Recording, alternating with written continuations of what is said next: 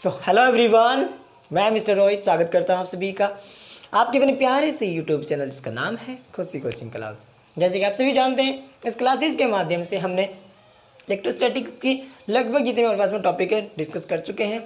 और हमारे पास में आज एक लास्ट टॉपिक बचा है इलेक्ट्रोस्टैटिक्स का, जिसमें हमारे पास में यूनिफॉर्म इलेक्ट्रिक फील्ड होगा, जिसमें हम टॉर्क का फॉर्मूला ड्राइव करेंगे। ठीक है, अभी तक हमने एक्सिस पर इक्वेटोरियल पोजीशन पर हमने इलेक्ट्रिक फील्ड को ज्ञात किया है। ठीक है, आज हमें पता है इलेक्ट्रिक डाइपोल क्या होता है, इलेक्ट्रिक फील्ड क्या होता है। हमने इन सभी लगभग नॉलेज को रिसीवर कर चुके हैं।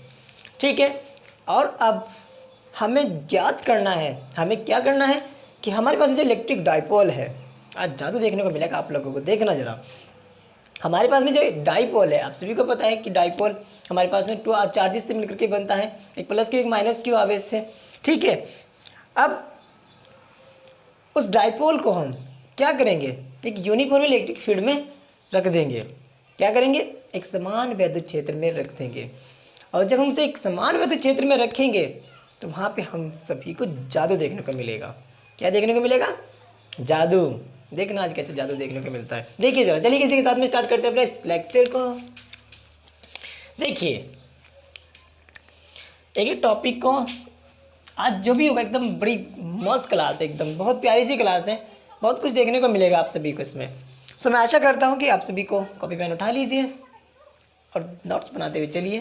देख कितना मज़ा आता है इसमें आज लेक्चर में। देखिए हमारे पास में एक समान इलेक्ट्रिक फील्ड है, यानी कि यूनिफॉर्मली इलेक्ट्रिक फील्ड है।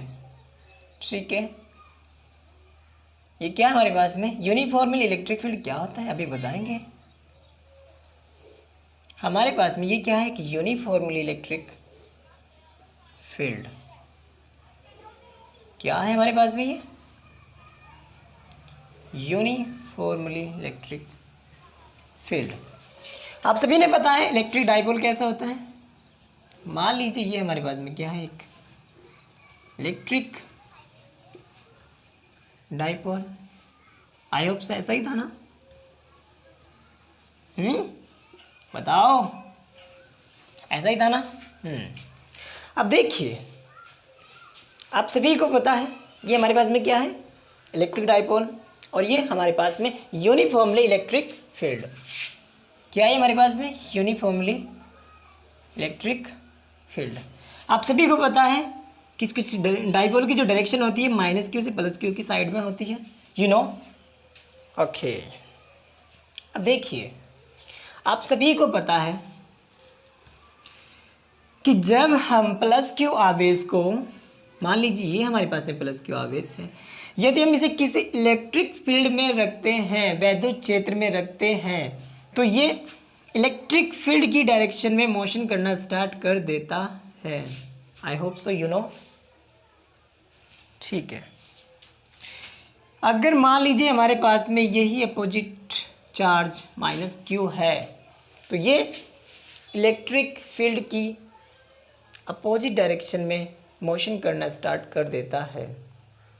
बात समझ में आ रही है ना। देखिए ये कैसे गति करना स्टार्ट कर देगा, इस साइड में। ठीक है, अब देखना जादू कैसे देखने को मिलेगा आज आपको। आप सभी को पता लग गया कि ये जो हमारे पास में प्लस क्यू आवेश है इलेक्ट्रिक फील्ड की डायरेक्शन में गति करता है। समझ गए होंगे बात को। और minus Q charge electric field की अपोजिट डायरेक्शन में मोशन करता है। ये बात मैंने आप सभी को जब मैं इलेक्ट्रिक फील्ड पढ़ा रहा था तब भी मैंने बताई थी कि मान लीजिए हमारे पास में एक क्यू आवेश है, ये जो इलेक्ट्रिक फील्ड को जनरेट करता है रेडियली आउटवर्ड करता है, यू नो। ये पूरा है, कभी सोचने लगो छोटा सा है, इसका भी बहुत बड़ा इफेक्ट है यहाँ पे। अब मान लीजिए कोई प्लस क्यू आवेश इसी के डायरेक्शन में आ जाता है, तो आप सभी को मैंने बताया था कि ये इसी की साइड में मोशन करना स्टार्ट कर देता है। अंडरस्टैंड, बहुत प्यार से समझ जाएंगे, कोई दिक्कत नहीं है। दूसरी बात मैंने आप सभी को एक और बताई थी कि अगर माइनस क्यू आवेश है, रेडियली इनवर्ट इलेक्ट्रिक फील्ड को जनरेट करता है। आई hope so you know that. और यदि कोई प्लस चार्ज आ जाए इसके इलेक्ट्रिक फील्ड में, तो आप सभी को पता है एक पॉजिटिव और एक नेगेटिव दोनों एक दूसरे को अट्रैक्ट करते हैं, सिंपल सी बात है। तो ये इसे अपनी ओर अट्रैक्ट करने का प्रयास करेगा या नहीं करेगा? करेगा, ठीक है। अब देखिए, अब जैसे ही हम इस इलेक्ट्रिक डाइपोल को इलेक्ट्रिक फील्ड में रखते हैं तो इसके ऊपर दो बल कार्य करते हैं, एक प्लस क्यू के कारण और एक माइनस क्यू के कारण, ठीक है। जो दो बल कार्य करते हैं वो कुछ इस प्रकार से होते हैं। किसी भी इलेक्ट्रिक फील्ड में प्लस क्यू आवेश पर कार्य करने वाला बल होता है हमारे पास में Q इंटू E।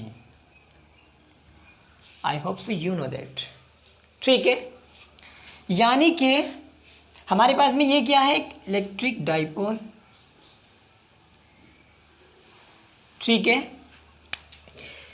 इस पर कार्य करने वाला जो बल है वो क्या है, प्लस क्यू आवेश के कारण भी हमारे पास में बराबर Q इंटू E और माइनस क्यू आवेश के कारण भी बल जो कार्य कर रहा है F इंटू E यानी Q इंटू E।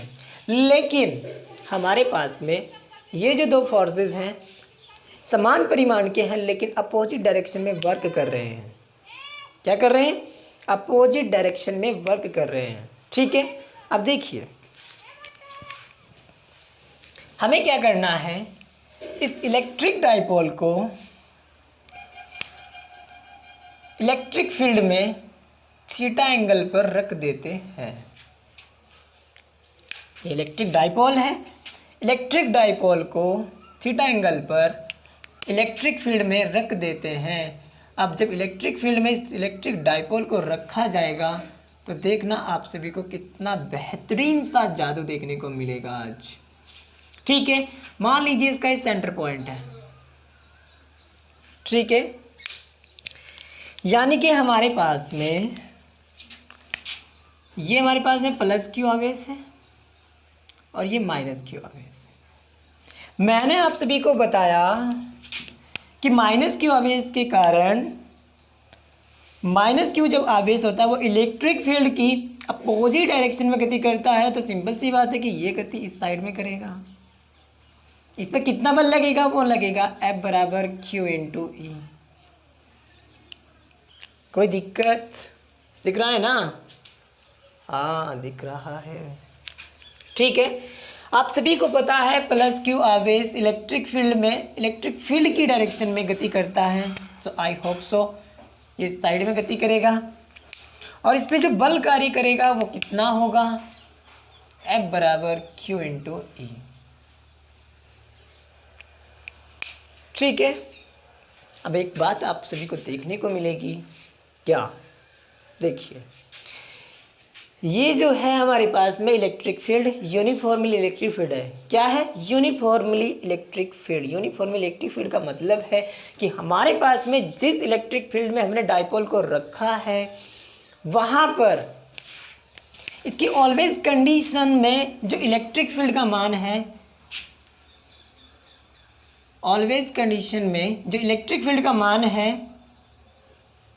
वो क्या है, सेम हर पोजीशन पर। यहाँ चेक कर लो, यहाँ चेक कर लो, यहाँ चेक कर लो, इस always conditions electric field is same, ठीक है।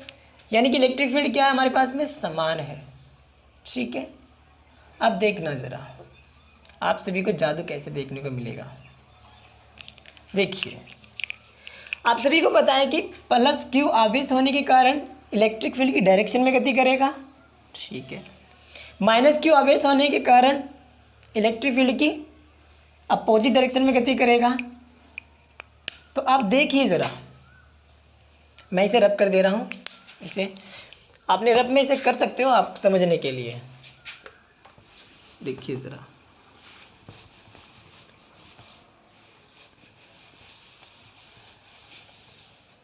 देखिए हमारे पास में इलेक्ट्रिक डाइपोल है। मान लीजिए हमारे पास में इलेक्ट्रिक डाइपोल है,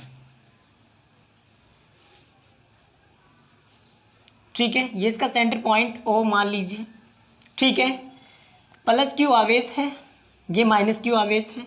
आप सभी को पता है कि माइनस क्यू आवेश के कारण ये हमारे पास में इलेक्ट्रिक फील्ड इस प्रकार से जा रहा है, ठीक है। यूनिफॉर्मली इलेक्ट्रिक फील्ड है। अब जैसे ही ये सेंटर पॉइंट है, ठीक है।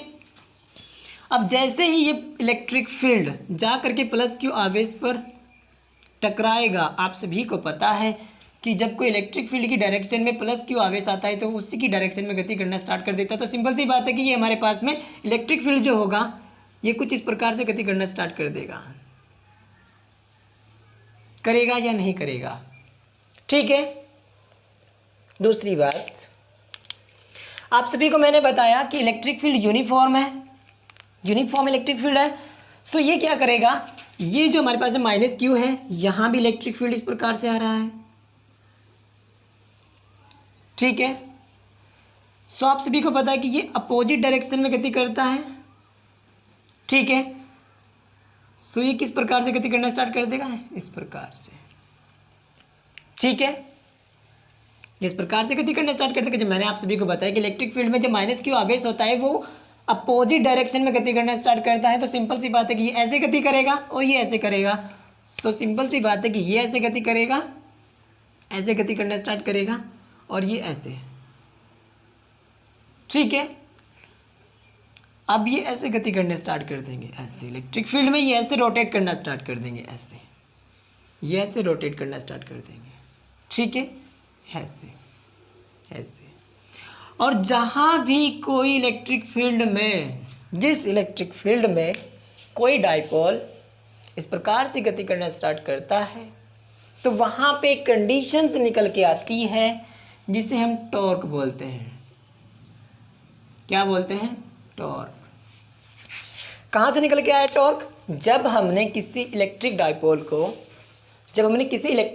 को इलेक्ट्रिक फील्ड में जैसे ही हमने रखा, इलेक्ट्रिक फील्ड में रखने के बाद में आप सभी को पता है कि वो इलेक्ट्रिक डाइपोल प्लस क्यू आवेश और माइनस क्यू आवेश यानी कि चार्जेस के होने के कारण आप सभी को पता है कि प्लस क्यू आवेश इलेक्ट्रिक फील्ड की डायरेक्शन में मोशन करता है और माइनस क्यू आवेश इलेक्ट्रिक फील्ड की अपोजिट डायरेक्शन में गति करता है। यानी कि सेम चार्जेस पर अपोजिट डायरेक्शन में जब फोर्स अप्लाई होता है, यानी कि जब एक समान आवेश पर, यानी कि समान आवेश है लेकिन परिमाण में क्या है, एक समान आवेश है लेकिन डायरेक्शन में क्या है, यानी कि दिशा में क्या है, दोनों अपोजिट, यानी कि एक दूसरे के विपरीत हैं। तो यहाँ से क्या होगा कि यहाँ पे हमारे पास में अपोजिट डायरेक्शन में, जैसे कि यानी कि हमारे पास में ये प्लस क्यू आवेश है तो ये इसी की डायरेक्शन में मोशन करना स्टार्ट कर देगा, यानी कि गति करना स्टार्ट कर देगा, ठीक है। और माइनस क्यू आवेश इलेक्ट्रिक फील्ड की अपोजिट डायरेक्शन में गति करेगा, तो यहाँ से ये रोटेट करना स्टार्ट कर देगा इस प्रकार से, ठीक है। अब देखिए, अब जैसे ही हमारे पास में ये इस प्रकार से रोटेट करता है तो इस प्रकार की रोटेशन को हम कहते हैं टॉर्क, ठीक है, यानी कि बल आघूर्ण। अब आपने कंडीशन देखी होगी, यहाँ से आपको एक कंडीशन देखने को मिलेगी कि हमारे पास में जो ये प्लस क्यू आवेश है, हमारे पास में ये जो प्लस क्यू आवेश है, देखिए ज़रा यहाँ पे, यानी कि ये जो प्लस क्यू आवेश है ये इलेक्ट्रिक फील्ड की डायरेक्शन में गति कर रहा है। सिंपल सी बात है कि ये ऐसे रोटेट करना स्टार्ट कर देगा, ठीक है, ऐसे रोटेट करना स्टार्ट कर देगा, ठीक है। माइनस क्यू आवेश इस प्रकार से रोटेट करना स्टार्ट कर देगा, ठीक है। अब देखिए ऐसे रोटेट करना स्टार्ट कर देगा जैसे ही, तो आप सभी को पता है कि हमारे पास में, अब मान लीजिए हमारे पास में ये ऐसे है, इलेक्ट्रिक डाइपोल ऐसे रखा हुआ है ऐसे, ठीक है, दिख रहा है ना। अब जैसे प्लस क्यू आवेश में इलेक्ट्रिक फील्ड ऐसे लगेगा तो ये ऐसे रोटेट करना स्टार्ट करेगा, माइनस क्यू पर लगेगा ये इस प्रकार से गति करना स्टार्ट करेगा, ऐसे ये ऐसे मोशन करना स्टार्ट कर देगा, ऐसे। आई होप सो ये बात आप सभी की समझ में आ गई होगी, ठीक है। अब देखिए एक बात और यहाँ से देखने को मिलती है हमें, क्या कि ये कभी भी जो इलेक्ट्रिक डाइपोल है ये इक्विलिब्रियम पोजीशन पर रखा हुआ है। इनकी इक्विलिब्रियम पोजीशन वो होती है जिसमें इलेक्ट्रिक जो डाइपोल है हमारे पास में वो अपनी पोजीशन को चेंज नहीं करता है। क्या नहीं करता, अपनी पोजीशन में वो चेंज नहीं करता। ऐसा नहीं होगा कि जैसे इस पर इलेक्ट्रिक फील्ड यहाँ से लगना स्टार्ट हुआ तो ये इधर निकल जाएगा या इधर निकल जाएगा। ये अपनी पोजीशन को यूनिफॉर्मली डिस्टर्ब नहीं करेगा।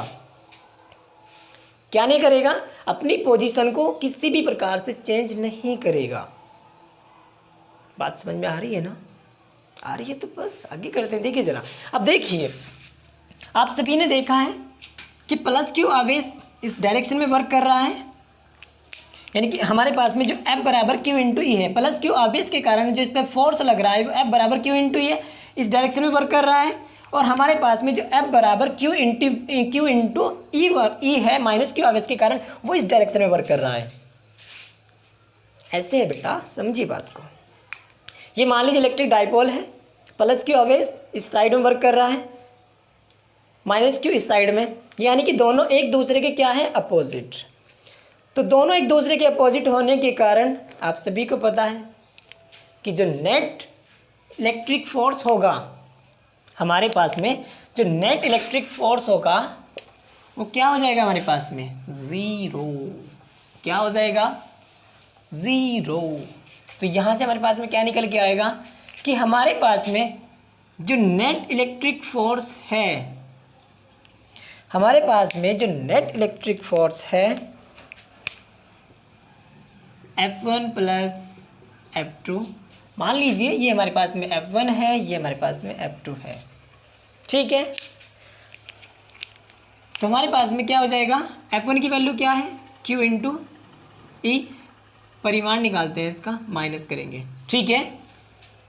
तो एक दूसरे के विपरीत हैं तो इसलिए मैंने माइनस किया, तो Q इंटू ई कैंसिल आउट हो जाएंगे, यानी कि हमारे पास में नेट इलेक्ट्रिक फोर्स कितना है, हमारे पास में ज़ीरो, ठीक है। अभी मैं समझा रहा हूँ, नोट्स में बनवा करके लिखवा दूंगा इसे। यानी कि हमारे पास में नेट इलेक्ट्रिक फोर्स कितना है, ज़ीरो। ज़ीरो क्यों है, क्योंकि प्लस क्यू आवेश अपोजिट डायरेक्शन में वर्क कर रहा है और हमारे पास में जो नेगेटिव आवेश है अपोजिट डायरेक्शन में वर्क कर रहा है, और हमारे पास प्लस क्यू आवेश इलेक्ट्रिक फील्ड की डायरेक्शन में वर्क कर रहा है। आई होप सो ये बात आप सभी की समझ में आ गई होगी। टॉर्क कैसे उत्पन्न हुआ वो आपकी समझ में आज आ गया होगा, ठीक है। अब यहाँ से कंडीशन निकल के आती है हमारे पास में, वो क्या है, टॉर्क बराबर आप सभी ने पढ़ा होगा F इंटू परपेंडिकुलर डिस्टेंस।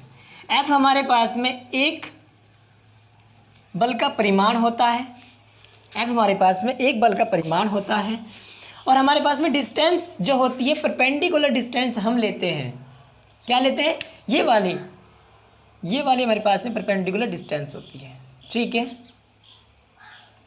ये हमारे पास में मान लीजिए हमारे पास में कोण थीटा है, यहाँ पे ये कोण थीटा है, तो हमारे पास में ये भी कोण थीटा होगी, ठीक है। अब मान लेते हैं हमारे पास में जो हमारे पास में टॉर्क है, देखिए ज़रा यहाँ से मैं मैथमेटिकली पूरा बता देता हूँ, नोट्स में लिखवा दूंगा भी, ठीक है, वो आपकी बात समझ में आ जाएगी। तो देखिए ज़रा, टॉर्क कहाँ से उत्पन्न हुआ, आप सभी को पता है टॉर्क कैसे उत्पन्न हुआ। टॉर्क बराबर क्या होता है, F इंटू परपेंडिकुलर डिस्टेंस। क्या होता है, परपेंडिकुलर डिस्टेंस, यानी कि लंबवत दूरी। हमारे पास में जो लंबवत दूरी है वो कौन सी है, हमारे पास में इलेक्ट्रिक डाइपोल की लंबवत दूरी कौन सी है, ये वाली। आई होप सो यू अंडरस्टैंड। अब देखिए नाम इसे दे देते हैं हम A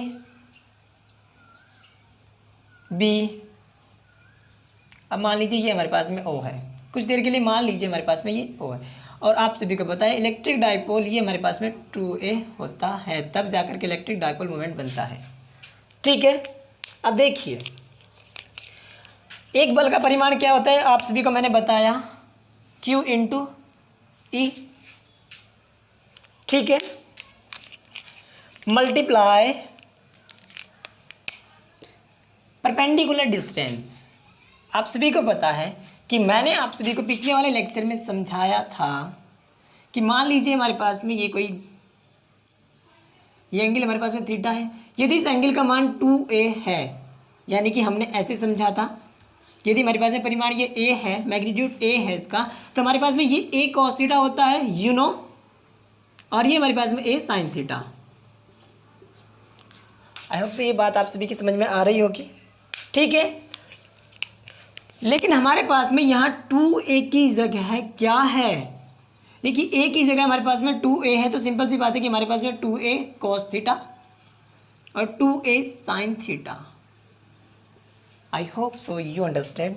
ये मैंने पहले भी बहुत अच्छे तरीके से बता रखा है, ये वेक्टर क्वांटिटी में यूज होने वाले फॉर्मूलेज हैं जो कि आपके 11th क्लास का जो थोड़ा सा मैटर है, ये वो मैटर है, ओके, आपकी समझ में आ जाएगा थोड़ा सा, इसे कोई दिक्कत नहीं, मैंने बता दिया फिर भी। देखिए ज़रा, अब यहाँ से आप सभी को पता है कि हमारे पास में ये कंडीशन निकल के आ गई, हमारे पास में परपेंडिकुलर डिस्टेंस ये होती है, ठीक है। तो यहाँ से हमारे पास में परपेंडिकुलर डिस्टेंस क्या है, परपेंडिकुलर डिस्टेंस निकालने के लिए यहाँ पे आप सभी को पता है कि हमारे पास में, देखिए ज़रा, ये कौन थीटा है, तो सिंपल सी बात है कि ये हमारे पास में क्या हो जाएगा 2a cos थीटा, ये हमारे पास में क्या हो जाएगा 2a sin थीटा। बात समझ में आ रही है या नहीं आई है? ठीक है, यानी कि परपेंडिकुलर डिस्टेंस हमारे पास में कौन सी है, ये वाली है। सो हम यहाँ पे क्या लिख देंगे 2a sin थीटा। ये 2a sin थीटा कहाँ से आया, आप सभी की समझ में आ गई होगी बात, आई है या नहीं आई है? आप मुझे बता दीजिए, मैं दोबारा से फिर बता दूंगा। देखिए मैं दोबारा से फिर रिवाइंड करता हूँ। देखिए हमारे पास में टॉर्क बराबर, टॉर्क का जो फॉर्मूला होता है हमारे पास में, टॉर्क का जो फॉर्मूला होता है वो हमारे पास में होता है, क्या होता है, F इंटू टॉर्क बराबर होता है F इंटू एक बल का परिमाण इंटू परपेंडिकुलर डिस्टेंस। दोनों बलों के बीच में, दोनों बलों के क्रिया रेखाओं के बीच में परपेंडिकुलर डिस्टेंस यानी कि लंबवत दूरी, दोनों बलों के बीच में, यानी कि दोनों बलों, दो बल कार्य कर रहे हैं ना, ये वाला और ये वाला, इन दोनों बलों के बीच में जो परपेंडिकुलर डिस्टेंस होती है ये हमारे पास में क्या होती है, दोनों बलों की क्रिया रेखाओं के लंबवत हमारे पास में क्या होती है, ये हमारे पास में परपेंडिकुलर डिस्टेंस होती है, ठीक है। दोनों बलों के लंबवत दूरी को हम परपेंडिकुलर डिस्टेंस कहते हैं, ठीक है। तो ये हमारे पास में क्या आ गई, perpendicular distance. I hope so you know that, ठीक है।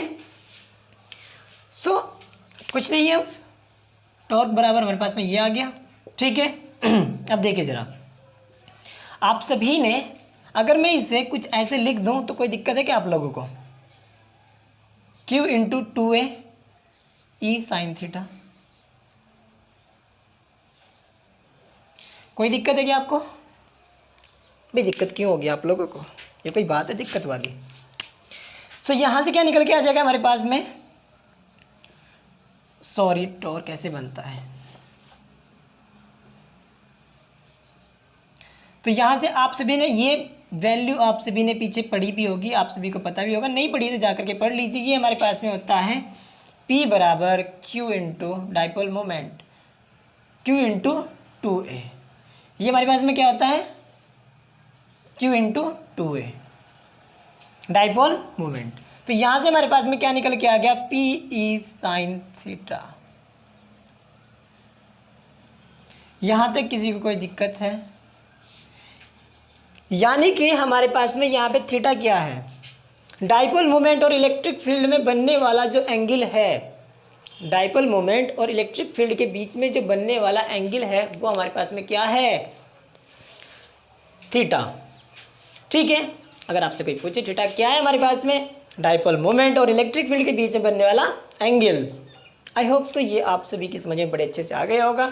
मैं दोबारा से फिर एक बार रिवाइंड करूंगा, इसे पूरे के पूरे मैटर को हम लिखते हैं अब कैसे, एक नोट्स के रूप में। थियोरेटिकल भाषा भी आएगी कुछ इसमें, उसे भी मैं लिख देता हूं, और हमारे पास में नोट्स के रूप में से मैं लिख देता हूं, ठीक है, ताकि आपको नोट्स बनाने में दिक्कत ना हो, ठीक है।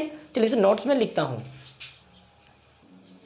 देखिए ज़रा, देखिए हमने जो केवल प्रैक्टिकली पढ़ा है और मैंने केवल थियोरेटिकल भाषा में लिखा है। देखिए ज़रा कैसे, मैंने आप सभी को कहा कि एक समान विद्युत क्षेत्र है, माना एक समान विद्युत क्षेत्र में थीटा कोण पर, मैंने आप सभी को बताया कि थीटा कोण पर एक द्विध्रुव आघूर्ण को रखा है, ठीक है, रटना कुछ नहीं है। देखिए ज़रा, माना एक विद्युत क्षेत्र जिस पर द्विध्रुव आघूर्ण को थीटा कोण पर रखा है, यही बात मैंने लिखी, वही आपको प्रैक्टिकली मैंने बताई। दूसरी बात, द्विध्रुव आघूर्ण में प्लस क्यू पर विद्युत क्षेत्र अपनी, देखिए दूसरी बात मैंने आप सभी को बताई कि विद्युत क्षेत्र में यानी कि इलेक्ट्रिक फील्ड में, यानी कि यूनिफॉर्मली इलेक्ट्रिक फील्ड में विद्युत क्षेत्र में प्लस क्यू आवेश पर इलेक्ट्रिक फील्ड अपनी दिशा में गति करता है, यानी कि बल लगाता है। वही बात मैंने लिखी कि जो इस पर अपनी दिशा में बल लगाता है वो कितना लगाता है, F बराबर Q इंटू E, ठीक है। दूसरी बात मैंने आप सभी को बताई थी, दूसरी बात क्या है कि माइनस क्यू आवेश के कारण द्विध्रुव आघूर्ण में, ये द्विध्रुव आघूर्ण है, एक द्विध्रुव आघूर्ण पर माइनस क्यू आवेश पर विद्युत क्षेत्र विपरीत दिशा में बल लगाता है। आप सभी को मैंने बताया स्टार्टिंग में बहुत अच्छे से। तो F माइनस क्यू, अब इस पर कितना बल लगता है, Q इंटू ई। ठीक है, अब यहाँ से हमने क्या किया, माइनस क्यू हुआ। अब देखिए माइनस क्यू पर और प्लस क्यू पर दोनों पर विपरीत बल कार्य कर रहे हैं, जिसके कारण हमारे पास में क्या उत्पन्न हुआ, टॉर्क। आपको मैंने बताया कि हमारे पास में एक द्विध्रुव आघूर्ण है जिस पर विपरीत दिशा में बल कार्य कर रहा है, जिसके कारण ये रोटेट करना स्टार्ट कर देगा। जब कोई द्विध्रुव आघूर्ण रोटेट करता है या घूमता है इलेक्ट्रिक फील्ड में, तो उसके ऊपर एक, तो उसे इस प्रकार के रोटेशन को हम क्या कहते हैं, द्विध्रुव आघूर्ण। ठीक है, हमने यहाँ पे द्विध्रुव आघूर्ण का निकाल दिया। द्विध्रुव आघूर्ण को टॉर्क इसे बोलते हैं, टॉर्क, इसे टॉर्क से प्रदर्शित करते हैं। ये टॉर्क का साइन है। टॉर्क बराबर होता है एक बल का परिमाण, यानी कि दो बल कार्य कर रहे हैं ना वहाँ पे, तो हमें टॉर्क बराबर होता है, टॉर्क का फॉर्मूला होता है कि एक बल का परिमाण इंटू लंबवत, इनकी बलों की क्रिया रेखाओं के लंबवत, यानी कि परपेंडिकुलर जो उनके ऊपर बल लग रहा है, इस पर जो बल लग रहा है क्रिया रेखाओं के लंबवत जो बल लग रहा है उसे क्या कहते हैं हम, परपेंडिकुलर डिस्टेंस पर जो बल वर्क कर रहा है। ठीक है, दूसरी बात, दूसरी लाइन में मैंने लिखा कि F इंटू परपेंडिकुलर डिस्टेंस, मैंने आपको बताया भी है कि F बराबर परपेंडिकुलर डिस्टेंस होता है। ठीक है, F क्या है यहाँ पर, एक बल का परिमाण, एक बल का परिमाण, सिंगल मैग्नीट्यूड है यहाँ पे। ठीक है, एक बल का परिमाण कितना है, Q इंटू ई। एक भाई हमारे पास में F पर कितना बल कार्य कर रहा है, F बराबर Q इंटू ई, यानी कि एक बल पर कितना वर्क कर रहा है, Q इंटू ई। तो ये मैंने लिख दिया Q इंटू ई। परपेंडिकुलर डिस्टेंस हमने कैसे निकाली, आप सभी को पता है कि हमने परपेंडिकुलर डिस्टेंस कैसे निकाली। देखिए परपेंडिकुलर डिस्टेंस निकालने के लिए आप सभी को पता है, एक मैं इसे थोड़ा सा और मैथमेटिकल सोल्व कर देता हूँ। देखिए यहाँ पे जो एंगल बन रहा है इसे बाहर निकाल लीजिए, ये हमारे पास में एंगल बन रहा है। ठीक है, ये कितनी हमारे पास में 2a। ठीक है, इसे मान लीजिए हमारे पास में ये AOB। ठीक है, अब आप सभी को पता है कि साइन थीटा बराबर होता है परपेंडिकुलर अपॉन हाइपोटेन्यूज। ठीक है, हमारे पास में हाइपोटेन्यूज कितना है, ये कितना है हमारे पास में, P कितना है, परपेंडिकुलर कितना है हमारे पास में, AO। ठीक है, ये कितना है हमारे पास में, 2a। भाई सिंपल सी बात है कि हाइपोटेन्यूज कितना है हमारे पास में, ये तो 10th क्लास का फॉर्मूला है। तो साइन थीटा, इसकी मल्टीप्लाई इधर कीजिए, क्या आ जाएगा हमारे पास में, AO की वैल्यू आ जाएगी हमारे पास में 2a साइन थीटा, AO की वैल्यू आ गई 2a साइन थीटा, यानी कि ये क्या, ये हमारे पास में क्या आ गई 2a साइन थीटा। यहाँ से ऐसे निकाल दिया हमने साइन थीटा को, इसे रफ में कर लेना, इससे कोई दिक्कत नहीं है। ठीक है, समझ में आ जानी चाहिए कि एक एक वर्डिंग यहाँ से यूज़ कहाँ से हो रही है। ठीक है, तो ये बात आप सभी की समझ में आ गई होगी, इसका स्क्रीनशॉट ले लीजिए। और हाँ, यहाँ पे आए हम F की वैल्यू रख दी Q इंटू ई, परपेंडिकुलर डिस्टेंस मैंने निकाल के दिखा दिया कि 2a साइन थीटा, और टॉर्क बराबर होता है हमारे पास में, आप सभी को पता है ये फॉर्मूला मैंने आप सभी को बताया था कि यदि हम E को साइड में लेकर के चले जाएं, E को E साइन थीटा लिख दें और दूसरा Q इंटू 2a लिख दें, तो ये हमारे पास में होता है इलेक्ट्रिक डाइपोल मोमेंट का फॉर्मूला। आपको मैंने बहुत अच्छे से पढ़ाया था। ठीक है, कोई दिक्कत नहीं। तो हमने इसकी जगह रख दिया P। लास्ट की लाइन मैं यहाँ लिख दे रहा हूँ, ये आपने अगर नोट डाउन कर लिया हो तो मैं इसे रब कर दे रहा हूँ। ठीक है, उसके बाद में डिस्कस करते हैं। ये हो गया होगा ना, इसका स्क्रीनशॉट ले लीजिए, हो गया, मैं इसे रब कर दे रहा हूँ अब।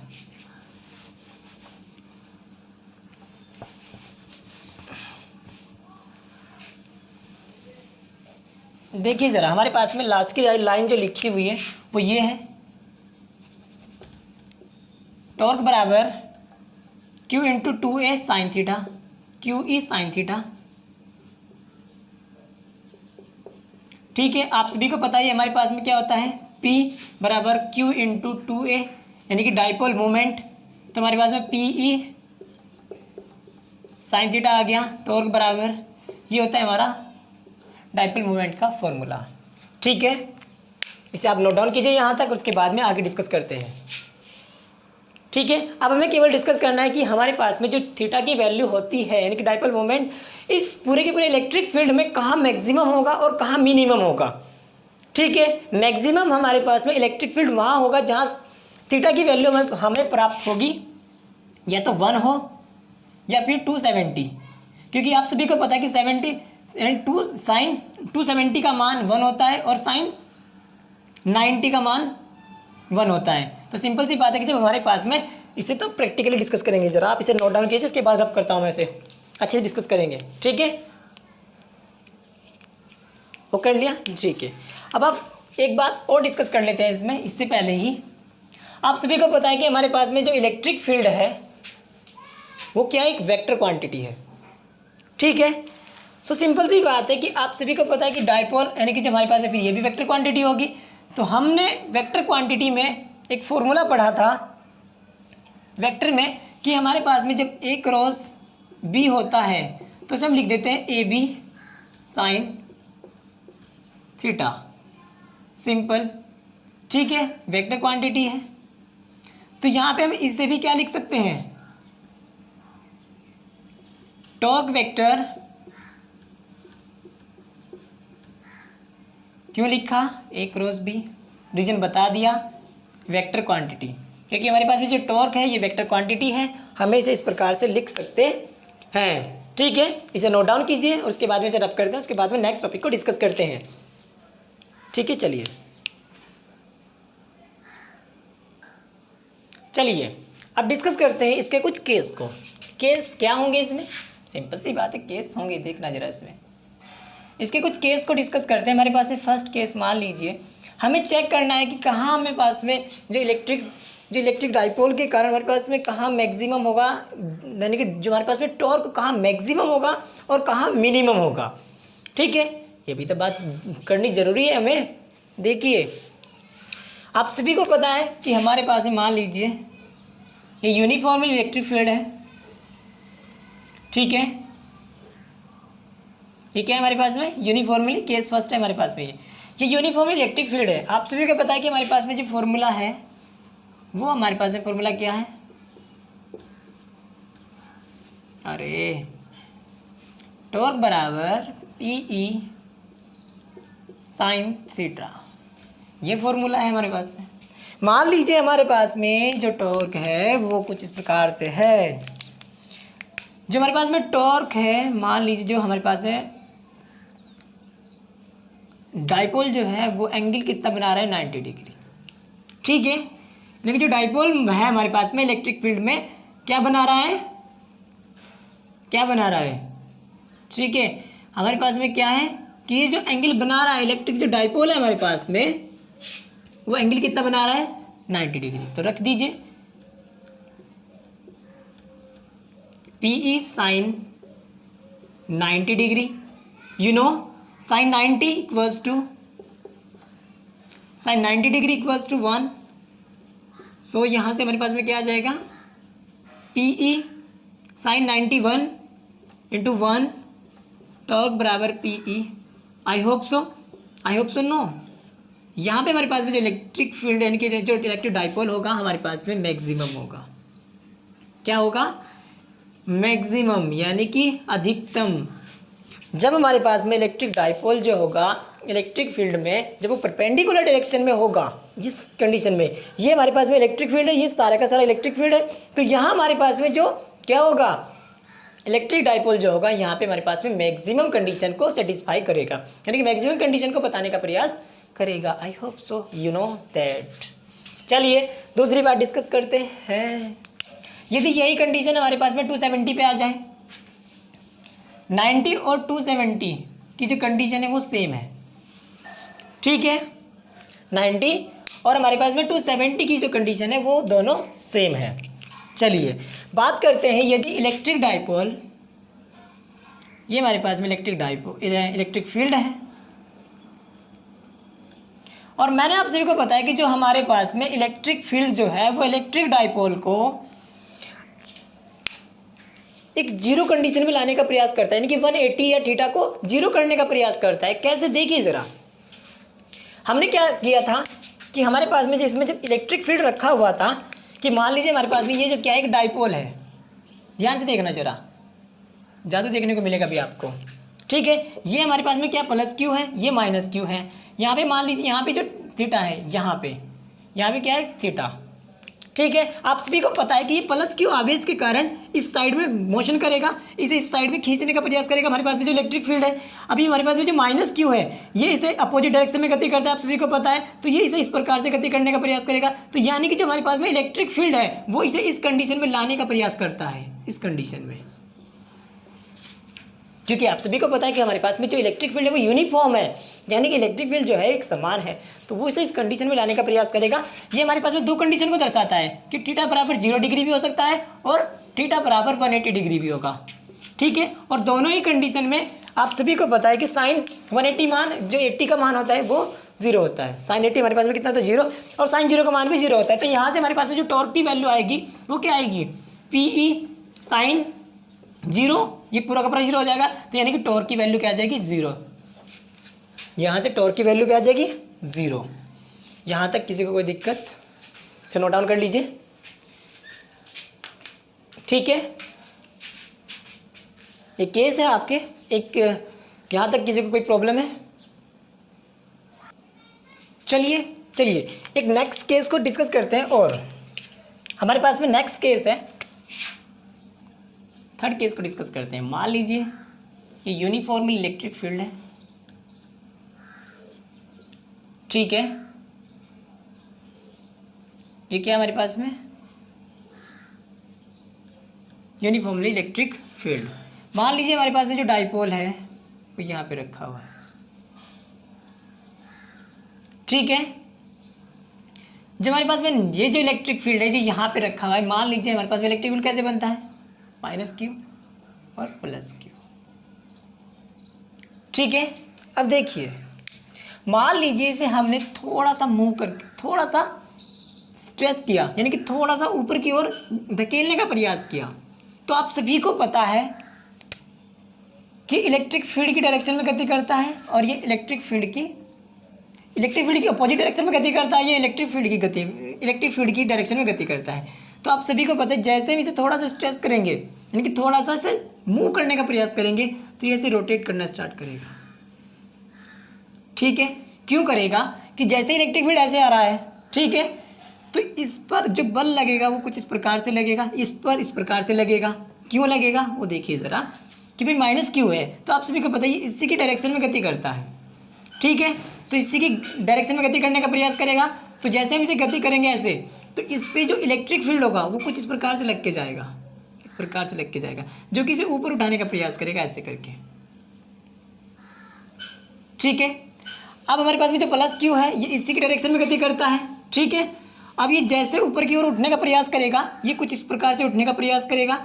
इलेक्ट्रिक फील्ड जो प्लस पे होता है, आप सभी को पता है कि प्लस पे जो इलेक्ट्रिक फील्ड आकर के लगेगा वो कुछ इस प्रकार से लगेगा, ठीक है। ये इस पे इस प्रकार से लगेगा, तो ये ऐसे रोटेट करना स्टार्ट करेगा, ये इस प्रकार से रोटेट करना इस प्रकार करेगा, तो ये इस प्रकार से रोटेट करना स्टार्ट कर देगा। चलो एक दूसरी कंडीशन अभी याद आई है, तो दूसरी कंडीशन को एक और देखिए ज़रा। मान लीजिए हमारे पास भी सेम एज इलेक्ट्रिक फील्ड है, और ये कंडीशन जो है हमारे पास में ये इक्विलिब्रियम कंडीशन है। क्या है हमारे पास में, इक्विलिब्रियम कंडीशन, और ये हमारे पास में ये भी इक्विलिब्रियम कंडीशन है। अब देखिए ज़रा, एक समान इलेक्ट्रिक फील्ड है हमारे पास में, और यदि हमारे पास में जो इलेक्ट्रिक डाइपोल है वो कुछ इस प्रकार से रखा हुआ है। कैसे रखा हुआ है, +Q और -Q, ठीक है। जो हमारे पास में इलेक्ट्रिक डाइपोल है वो कुछ इस प्रकार से रखा हुआ है। तो यहाँ पे देखिए जरा क्या कंडीशन आएगी। +Q है, आप सभी को पता है इलेक्ट्रिक फील्ड जो होता है इसका, +Q आवेश का जो इलेक्ट्रिक फील्ड होता है वो इसी की डायरेक्शन में होता है। तो सिंपल सी बात है कि ये इस साइड में गति करने का प्रयास करेगा, ठीक है।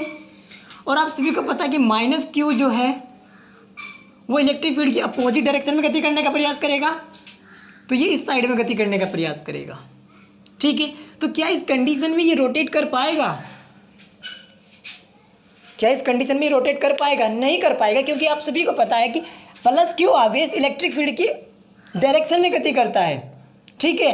और हमारे पास में जो -Q है ये इसके अपोजिट डायरेक्शन गति करता है, यानी कि विपरीत दिशा में गति करता है। तो ये एक दूसरे के कारण गति ना करके ये एक दूसरे को स्ट्रेच, यानी कि एक दूसरे को बीच अंदर ऐसे करने का प्रयास करेंगे, ऐसे करने का प्रयास करेंगे, ठीक है।